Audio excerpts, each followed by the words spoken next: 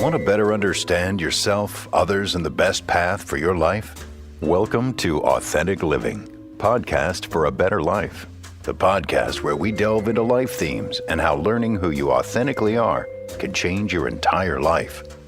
Here are your hosts, John Boris and Kim Ely.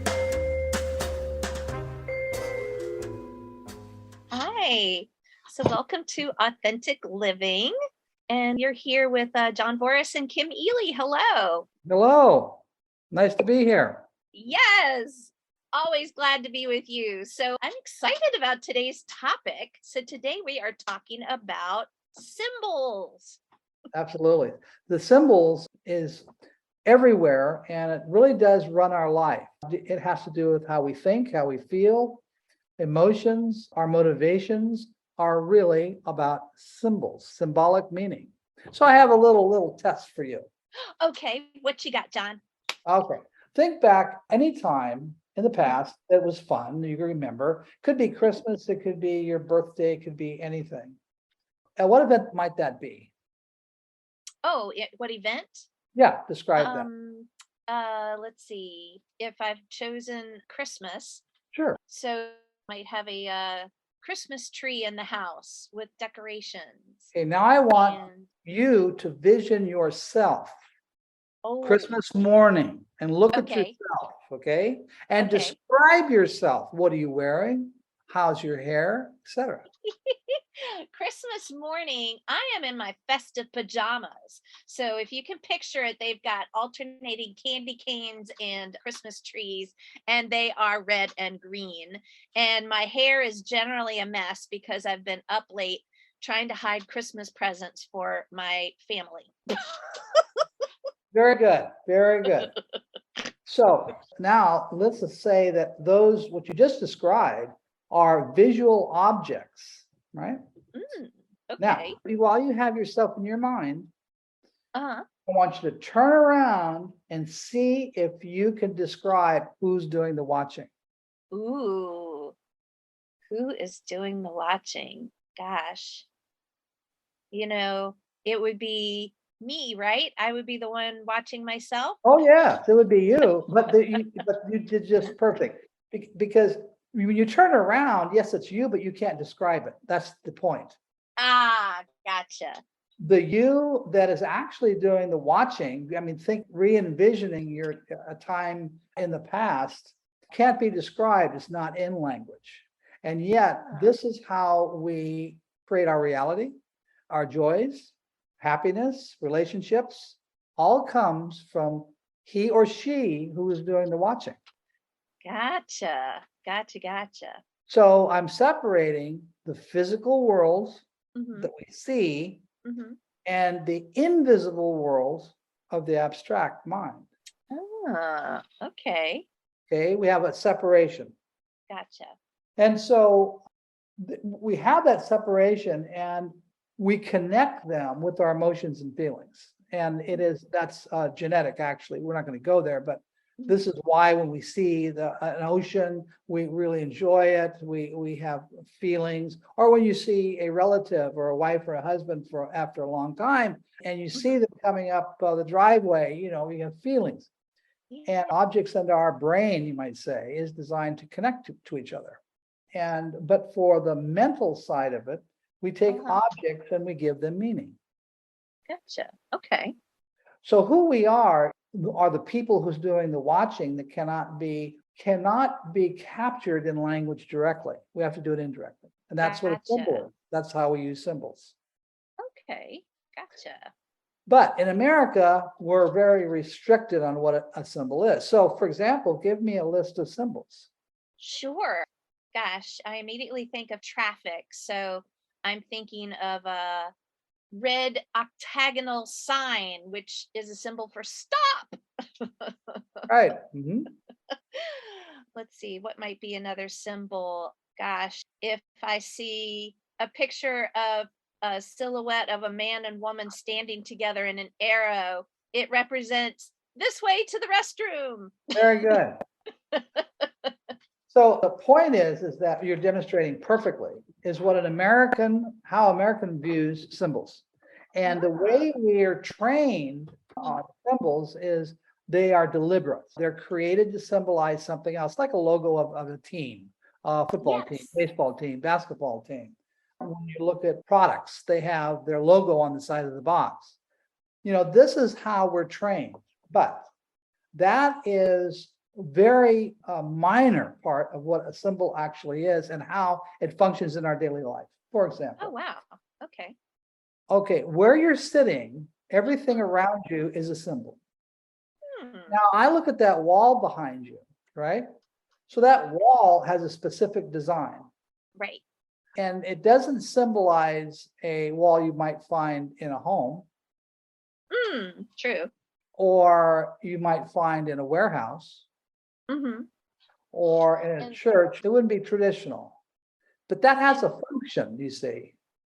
gotcha. And just to describe to any of our audio listeners, I'm Mhm. sitting in a podcast booth and I'm in it's a wooden wall. And actually, if I squish my fingers between the slats of the wooden wall, there's some soundproofing material. And you're absolutely right. I wouldn't put that in my house, but for this podcast booth, it's Right. perfect. Yeah, for if you want, exactly. We know the difference between saying a house and a church, the Mm-hmm. difference between a church and a cabin, Mm-hmm. a cabin and a library. Mm-hmm. These are these are just objects, they're physical objects, but what they trigger is the meaning of them. And we live in meaning, not the object. The object is a catalyst that generates meaning for us. Gotcha. Okay. So instead of a symbol only being a direct representation of something, like for instance, the stop sign or the restroom, everything around us in essence is a symbol. Every object represents some sort of meaning to us. Is that correct? Right. So a Okay. symbol is something that infers meaning beyond itself. Okay. So when you think about a house, Mm-hmm. think about it's just a stucco and wood and electric wires and flooring and tile and plumbing. But if you took all of that and put it in a pile in the middle of a football field, what would you have? You wouldn't have a house, would you? You would have a yard sale. Yeah. There you got it. Exactly. So you see, Gotcha. what's happening is when you place things in a structure that is man-made for a purpose, a function, and now symbolizes a house. Gotcha. Okay. So that everything that a human makes Mm-hmm. and doesn't make, even nature, Mm-hmm. of course, nature symbolizes, that is, it extends a meaning to us. And that's where we live. We Mm-hmm. live in the meaning that objects or symbols generate. Gotcha. So, what might be the importance or significance of the fact that everywhere we are has some sort of meaning to us? Like, for Okay. instance, I'm in a podcast room. How would that be different than if I was in a cabin? Okay, so you're in a podcast room. Okay, Mhm. so why are you there? Specifically to make a podcast. Making Um, podcasts is part of who you are. Okay. Being in a podcast room is something that conforms to your identity. Gotcha. So long Gotcha. ago, I said to myself, if the objects people like having around them Mhm. represents who they are, Mhm. then why can't I read the objects and find who they are? Hmm. And that's what I actually did for 20 years Gotcha. when I was So in sales. Yeah. you were in sales. I'm thinking there's probably some pretty, and tell me if I'm wrong, but some pretty obvious objects that would make somebody associate with meaning. Like if somebody has, I'm going to say, a deer head mounted on their wall, you can maybe assume that they're a hunter. Is that on the right track? Oh, yes, yes, except Okay. for I do want to go a little further. Okay. So when it comes to the symbols, everything around you right now is an object with a meaning. That means the floor is a symbol. The walls are symbols. The windows are symbols. Your pencils are symbols. Your pens, microphone is a symbol. Everything around you symbolizes meanings that have been placed together into a function of meaning, a single function of meaning called a podcast room. Gotcha. So all of the elements added up together, kind of going back to your example about if you have a house and you have the floor and the furniture and the light fixtures and everything where we believe they should be, it's a house. But if you took all those separate elements and put them somewhere else, it would no longer have the same meaning. I guess similarly, if we were to tear the walls off of the podcast room and take all the microphone and all the table and equipment and put it elsewhere, all of a sudden it loses its context. Exactly. So you're not there because you enjoy the chair you're sitting in. Right. You're not there because you like the color of the walls. Mm-hmm. You're not there because of the table. You're not there because of the computer sitting in front of you. You're not there for everything that's physical. Mm-hmm. You're there because of the meaning you can place on these objects and how the meaning can be inferred. So when it comes to the objects are really here to ignite meaning in us.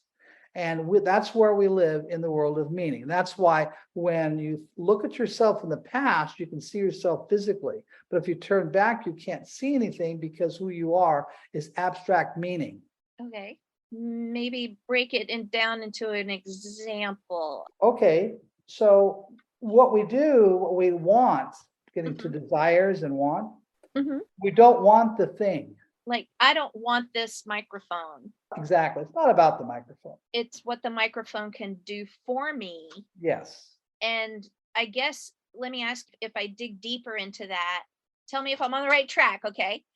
I'm in a podcast room. I'm using microphone. I'm using audio equipment, but I'm not using it because I'm like a microphone enthusiast. I'm using it because of a deeper meaning. And if I dig into that and go, why are John and Kim recording a podcast? Why are we using this? It's because both of us have a message that we need to share. Right. I can use the microphone alone. Why do you have a microphone there? I have a microphone here so that you can hear me and we can communicate and that we can have a dialogue, and then also to record what we're talking about so we can share it with others. So what? So the reason for that is because we have something important, a message to share that we feel could be potentially helpful to other people. So I care about that because I want people to understand authentic living because I feel like they can have a better life as a result. So what? I don't know. It's just the right thing to do. Okay. So you see, it's perfect. You got to the point where you could not use language. Everyone does. Gotcha. Yeah, it doesn't matter who they are. When I take them through that process, you finally end up with, gee, I really don't know. And that's the answer. Because you can't say it. It's who you are inside. It's the abstract meaning that you are. Okay. Gotcha. So Okay, now, can I turn the tables on you? sure. Okay. So John, I know you're a book enthusiast. That's true. So John, why do you have books in your room? Because I'm always doing research. And why is that? Because there's a great deal to know, and there's always something else to know that I don't know. So why is that important? Because I need to know. Why? I don't know. Aha! Ta-da! I don't know, just the way it is. That's just how it is. We got down to where you have no message or No more language for it. And so this idea, certainly it's not new. I can go back to David Hume, was a Scottish philosopher centuries ago, who said that we are driven by our passion. Logic and reason are the slaves of our passion. That means that you feel what you want, then you find the logic to get it. Gotcha. Really, that's how it works. Was that in play when you were a salesperson talking to people? Well, yes, back at Berkeley, I studied philosophy of language. So Mhm, there's a great deal. That's the foundation of authentic systems, mhm. is about this European approach to language and psychology that makes the difference. Specifically, it was existentialism and phenomenology. And those two created the foundation of what I did in sales.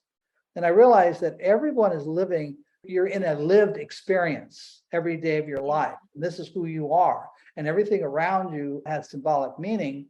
And it's there for you. It's essential for you because you want to engage yourself with the world. And Right. this is how your expression of who you are is in the world. Yeah. But that's how you create an identity and preserve it and empower it. Because Mm. no one can open up my brain and say, there's John. Right. Right. It's Yes. not happening. It's mental. There's some studies that suggest that's called epiphenomenology, where the brain generates the mind, but there's a lot of debate on that, and it's not secure at all. Most philosophers don't believe that. That means that like your brain is doing all the thinking and there's no Kim. Right. Right. Yeah. Right. Yeah. Yeah. So anyway, so the idea is that we live in an invisible world of the mind, and objects are here as symbols, and we use them as catalysts to get what we want and do what we want and satisfy this deeper desire. So that's why we desire to want to want. I'm loving this discussion. I think this is a good place for us to take a short break and then come back. And what I'd love to know is how we can apply this. So let's do that when we get back. After a quick break, John and Kim will be back with more of Authentic Living, podcast for a better life.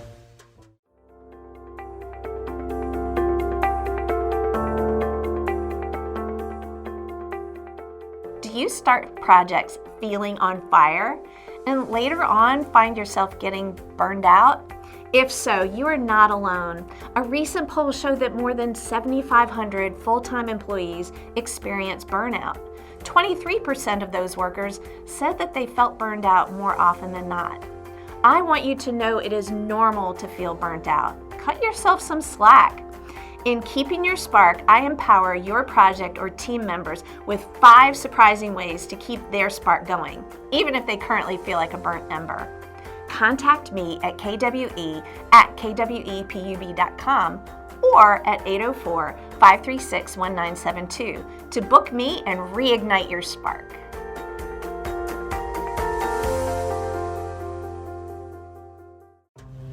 Welcome back to Authentic Living, podcast for a better life. Here's John Boris and Kim Ely. Hi, everybody. So we're going to pick back up on this discussion about objects and their meaning. And John, this has been so fascinating, but what I always want to know is how can we apply this in real life? Okay, excellent. Yes, now I want the audience to know that I use this system in door-to-door sales for over 20 years. Wow. My conversion rate was over 60%, Whoa. meaning from the prospect to a sale is 60%. The normal is 5. to give you an Wow. idea, 5. And so I did it through this method. Mhm. By reading the symbols around people, I got to see what really motivates them. Mm. That's the key. So in sales training, they always teach you what to say, when to say it, how to say it. And they have observational testing that they teach. So you have an idea of what your customer is looking for, look for their needs, etc. And so sales training runs 90% failure. Holy smokes. And the reason is because they're teaching based on Western psychology, which is all about physical observation only, and not to the meaning. What do you need? Well, they don't need what they're talking about, and that misses the boat. And so the sales rep is thinking they're filling a need of someone, and they're not. And so once you see what's going on, then everything shifts for you. For example, let's say there's a master carpenter. Master carpenter takes about 20 years, lots of testing. He has to have examples of his work. Let's say he does the fine work yachts, the inside of a yacht. Has to be very specific and luxurious. Mhm. So let me ask you, Mhm. what would it take to be a master carpenter? Now I'll volunteer one word, which would Sure. be patience. Yeah, that's a good one. Give you a clue. What else? Let's see.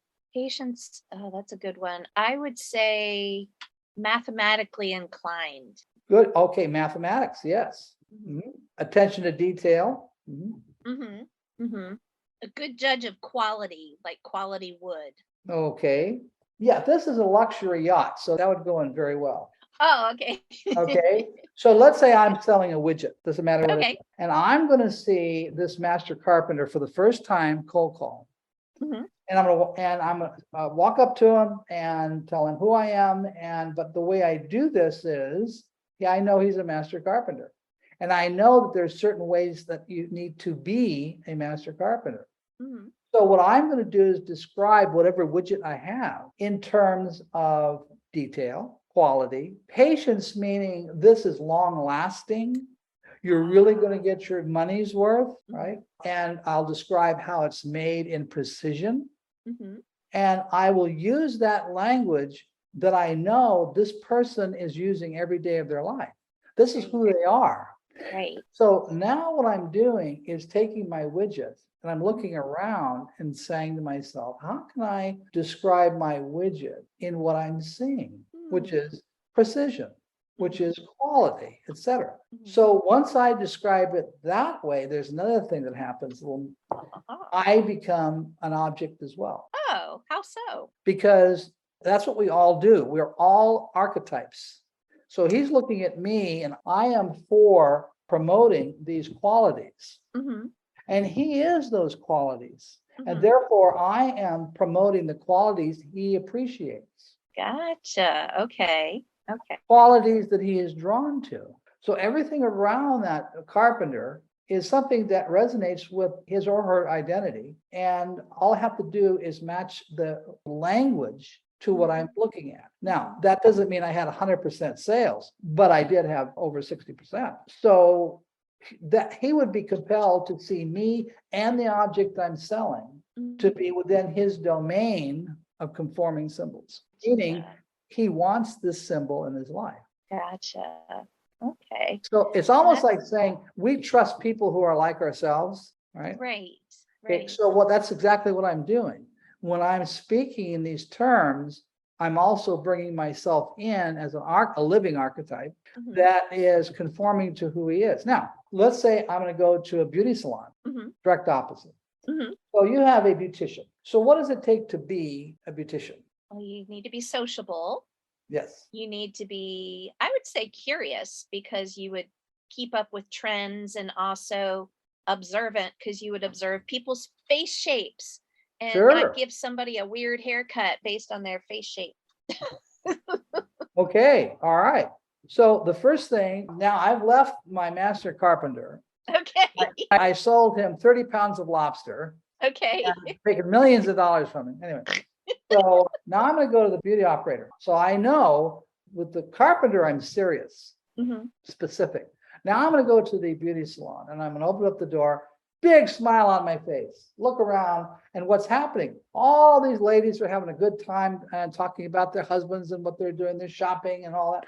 So I'm able to find who owns the store, because Mhm. that's the one that looks like they have the most pressure. But that is guesswork, I have to admit that. But what I'll do is social. So I'll walk up to that person and say, by the way, do you know Margaret, a couple doors down? Oh, yeah, I know her. Well, she just bought this, that, and the other from me. Ah. Hey, have you heard of my company before? Uh-huh. You see, totally different. And then when I describe it, because I was selling food, the way I would describe it is how much fun it is. Like I would sell hams of all things. Mhm. And so this is how they take this ham and it's all pre-cooked and it's great for Thanksgiving and Christmas time. Over here on my list, I've got the shrimp, I got the lobster, I got crab, I have this and that sausage, whatever you need. And I would talk about how good tasting it is. Mhm. I would never talk about detail. Right. I would never get into the mathematics of it. This is Right. not about patience at all. Right. Right. I come in like a fun guy, the best I can. Yes. And that's what I want to do. It's going to be fun. It's going to be social, you see? Yes. Yes. So then the same thing. Now I have an object that generates excitement and fun. Mhm. And that person, I have to talk about price, of course, and that person would like that in their life. Excellent. Excellent. I used to call her the queen bee. Love it. That's So once you perfect. sell the queen bee, the Mhm. rest come in. Gotcha. That's what Gotcha, happened gotcha. on that. But you see, because Authentic Systems consists of 4 domains: love, justice, wisdom, and power. Mhm. I would have 4 different approaches, Gotcha. not one. That's what America does. One Right. size fits all. No, I have 4 different approaches, and I will know which approach to use before I even see them. Gotcha. For example, we know for me to find a carpenter that doesn't Mhm. understand detail, master Mhm. carpenter, would be Mhm. extremely hard to find, if not impossible. True. How about a master carpenter who does not have any patience? Oh, yeah. So you see, what we are doing is we're looking at the inner motivations of a person we don't even know yet. Wow. That's cool. Do we apply it also with where we live? Well, sure. Well, yeah, absolutely. In your home, Mhm. but this is where it really is fun. We've got, so that application we were talking about, now that's sales application that Mhm. I did for 20 Mhm. years now. Yeah. Married couples, Uh-huh. it's the same thing. Uh-huh. Okay, you have things that you purchased in your lifetime that you really enjoy, and your husband did the same thing. Mhm. And these objects resonate with who each of you is, Mhm. and it starts the assessment forward by understanding of the themes that you are, like love, justice, wisdom, and power. So if you're married to a justice person, for example, we would know that. Right. That would start it. But after we know those 4, then we get into the other aspects of an identity, which is their facilitators and motivators, et cetera. There's 12 aspects. Right. But for immediate application, the idea of the 4 themes can be ascertained with just a few questions or observations. And that worked out. And I had to do this rapidly. Mhm. Mhm. And now what I did another year in Rotary, Mhm. and we had to secure some services and objects for a silent auction. Mhm. So what I did is I walked down the street, I've driven down, but I've never been in the stores. Mhm. And so I used this technique of reading symbols. Now I might pass 3 or 4 buildings Mhm. because it didn't conform to what I was doing. Okay. Or I look through the window and I would say, wait a minute, that looks like a young lady in her early 20s, probably college age. This is her part-time job. This is what she does, but she doesn't really conform to this business. Temporary. Gotcha. So I Okay. wouldn't approach that. Now, then when I approached another and I would see a woman in her 30s and 40s, it's not an age factor, but it's a part of Right. it. And I'd say, man, it's likely that she could be the owner. Then I walk in and then I follow through with what I'm doing. First year I did that, I had 20 donations for 20 businesses. Dang. Next was 19 and the next was 19. We did it 3 years in a row. Wow. That's So, fantastic. but I might 20, I might pass 60 businesses. Right. Right. So that's pretty clear. Yeah. In a traditional sales approach, it would be use the same script. So you would Yep. be using the same language, Yep. and the sales script would say, go to every single stop that you That's could. right. I'm Exactly. thinking because of the law of averages, the more you go to, the Right. better you'll do. And in fact, this is more selective. So Yeah. your odds are better. Mhm. Gotcha. Yeah, but it's selective in the sense that what you're doing is you're engaged with how humans function. Yes. That's the difference. This is what humans do every day, is they live in a world of symbolic meaning. Mhm. And this is the way in which they can express themselves. In fact, in my book, I say that the human mind has only one need, Mhm. and that one need is to express their authentic identity. And they do it through conforming symbols of meaning. Very cool. So I have an example, and I'm thinking that this could be really fun example. So say I am a Girl Scout and I am selling Girl Scout cookies, and let me tell you, John, I love me some Girl Scout cookies. So if I were to take the authentic systems approach in mind, the object, the cookie is the same each time, but what it symbolizes to different people I'm selling it to would possibly change. Meaning, if I could tell somebody is a loving, warm person, and I think they might be a love life theme, I would appeal to, oh my goodness, wouldn't you love to buy these Thin Mints and support our group because we do so many good things for the community, Yeah, I can versus see taking that. a Mhm. different approach for, say, a wisdom person. Oh, I'm painting myself in a corner because I'm trying to think of how I could sell Girl Scout cookies to a I want to wisdom life know, theme. okay, I want to know what it's made out of. I want to know the process. There we go. And how different it is than the grocery stores. There we go. Okay, excellent. So next I'm selling to a justice life theme, and justice, just as a recap for everybody, is a combination really of wisdom and love life theme. Mhm, So mhm. how would you sell Girl Scout cookies to a justice life theme person? I would explain what they would do with the money.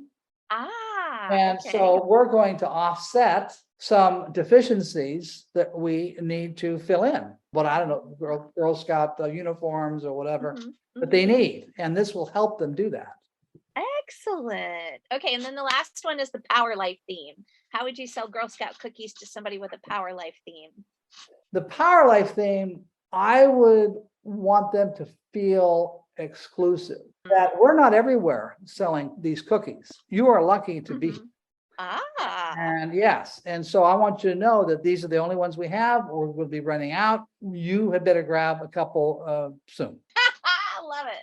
Love it, love it, love it. That's how the object itself physically stays the same, but that's why the meaning is different depending on who you are. Absolutely. And so good idea is, let's say a Prius. A love person would say, I like a Prius because I want to save the world. Right. The justice person would say, let's go to the wisdom, would say, I really like the Prius because the technology is so different.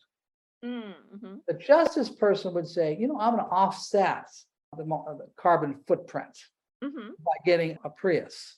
Mm-hmm. The other one would say, I'm going to lead my local community in the right way of combating climate change. Gotcha. Now, if you had all those four approaches memorized, Mhm. then whoever came on the lot, you would begin to know who they are, what they want. Right. I want to be very clear that I made a living off this for 20 years. That's amazing. And in order to do this, Mm-hmm. I had to abandon everything I ever learned in any sales training. Wow. I had to. And by doing so, I'm someone who should have never been in sales. Mm-hmm. So I had everything against me. I told you I failed 7 times in the beginning. Yes. So I really needed something badly. And so I had to reinvent the sales approach in order to find success. I couldn't do it the traditional way at all. That's amazing. I love, and thank you for explaining the different, the way we in America look at objects versus the European approach. And I think that's important to realize that symbols are all around us. It's not just the, shape of a fruit on a computer. It's everything. It's everything around us. And even we ourselves can be objects. Oh, yes. In fact, I remember I assessed this lady and I walked her out to the car and she had a Mercedes. And I looked at her and I said, you didn't want this Mercedes. And she looked at me, she says, how did you know that? I told her, your blouse told me. Ooh. Okay. Tell me more. So she had like a paisley, bright colored blouse. And here was this in the world of real estate, for example. Mhm. Here's this is an upgraded car that you see a lot of realtors drive. Mhm. And also they're expensive. And Right. so I already knew that she was a love person and she was frugal. Mm-hmm.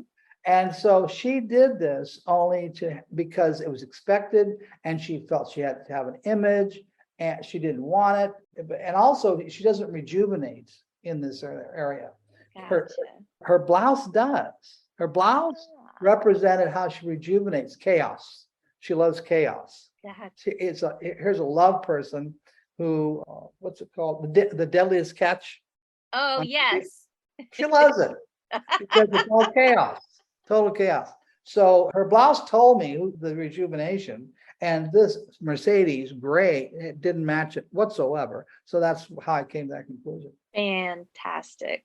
Love it. But I was right. And the point is, I can jump off from that point if I need something else, need something to do, need to persuade her in one direction or another, influence. If I was a counselor, a coach, this comes into play. I have a career counselor using this system. And so once you have the system, it can be applied anywhere. Oh, heck yes. It is so powerful. So and that's why I'm glad we're sharing this with the world. So yay. This has been so fascinating. We're going to have to wrap up here. John, if somebody has listened to this and they're like, hot dang, I want to know more about it. I want to be able to use this in my own life. How would they go about, contacting you? Well, first of all, we're undergoing some reconstruction of my website. So I would suggest you approach me directly through my email, john@authentic-systems.com. Perfect. Also on Amazon, I do have 2 books, which is Discover the Power That Drives Your Personality and Learn to Sell What They're Buying. Fantastic. Mhm. Thank you so much. I always Thank learn you. so much. It's awesome. So, all right. Well, everybody, I hope you join us again next time. And until then, take care of your authentic self.